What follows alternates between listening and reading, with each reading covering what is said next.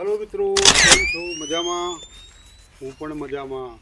आज मित्रों આપણે થોડીક આયુર્વેદિક વિશે મીઠા લીમડાની વાત કરવાની છે અને મીઠો લીમડો હું તમને બતાવીશ। મીઠા લીમડાના 100 બીમારીઓનો ઈલાજ છે આ મીઠો લીમડો અને આયુર્વેદિક દ્રષ્ટિએ મીઠો લીમડો મિત્રો બહુ સરસ અને સારો છે। જો એનો આયુર્વેદ તરીકે ઉપયોગ કરવામાં આવે તો 100 બીમારી હમું રક્ષણ કરે છે। જોઈ લો મિત્રો, આ મીઠો લીમડો છે। આ મીઠા લીમડાના પાન છે। મીઠા લીમડાના પાન છે। આ મીઠો લીમડો આપણે કઢી પત્તા કહેવાય એને દેશી ભાષામાં। આ શાકમાં, દાળમાં, કઢીમાં બધે ઉપયોગમાં આવે છે।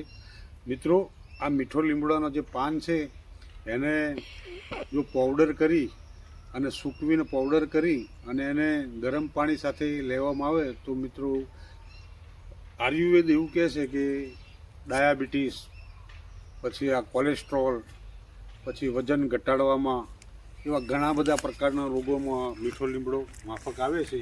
અને આ મીઠો લીમડો મિત્રો આજે તમને આપણે બતાવીએ છીએ અને અનેક ફાયદા છે।